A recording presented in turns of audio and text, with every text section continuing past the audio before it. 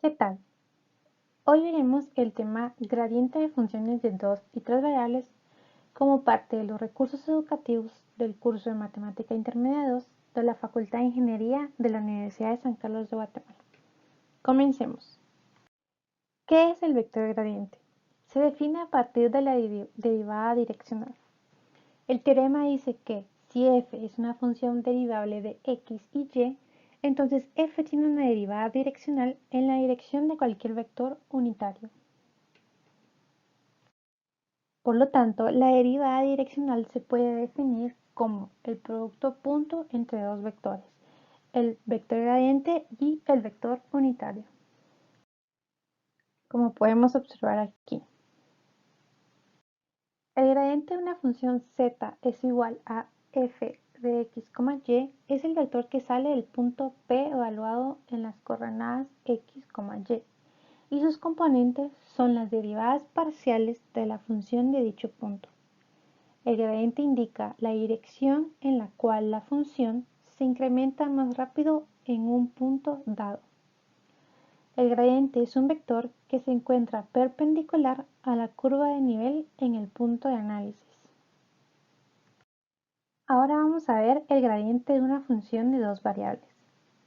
Si f es una función de dos variables x y y, entonces el gradiente de f es la función vectorial denotada por el gradiente de una función de dos variables es igual a la derivada parcial de la función respecto a x valuado en el punto x, y, la derivada parcial respecto a y valuado en el punto x, y.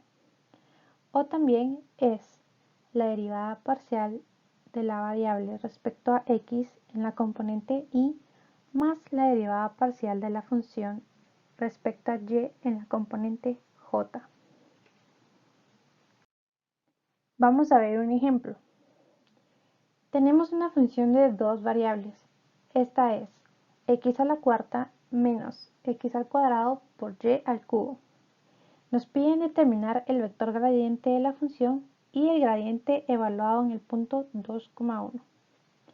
Recordando la definición de gradiente, teníamos que el gradiente de una función de dos variables es igual a la derivada parcial de la función respecto a x en la componente y más la derivada parcial de la función respecto a y en la componente j.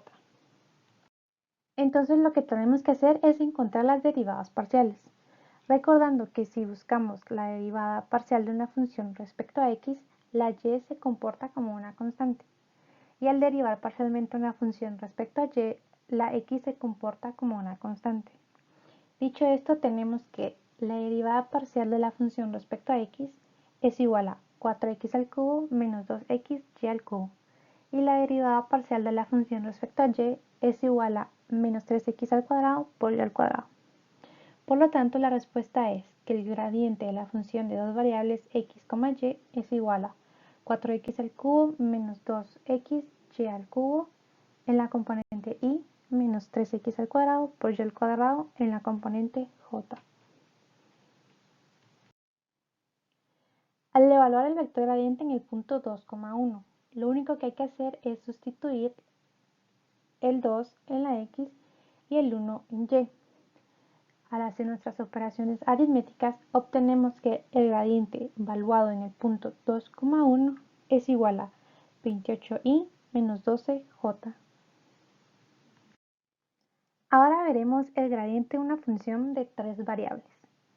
Si f es una función de tres variables x, y, z, el vector gradiente está denotado por el gradiente de una función de tres variables x, y, z es igual a la derivada parcial de la función respecto a x, valuado en el punto x, y, z, la derivada parcial de la función respecto a y, valuado en el punto x, y, z, la derivada parcial de la función respecto a z en el punto x, y, z.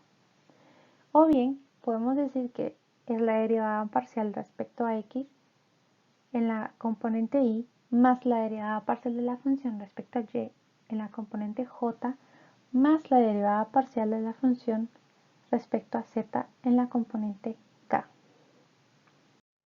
Ahora veamos este ejemplo. Tenemos una función de tres variables x, y, z. Esta es igual a x por e elevado al cuadrado por y por z. Dice, determina el vector gradiente de la función y el gradiente evaluado en el punto 3,0,2. Recordando la definición de gradiente, teníamos que el vector gradiente de una función de tres variables es igual a la derivada parcial de la función respecto a x en la componente y más la derivada parcial de la función respecto a y en la componente j más la derivada parcial de la función respecto a z en la componente k.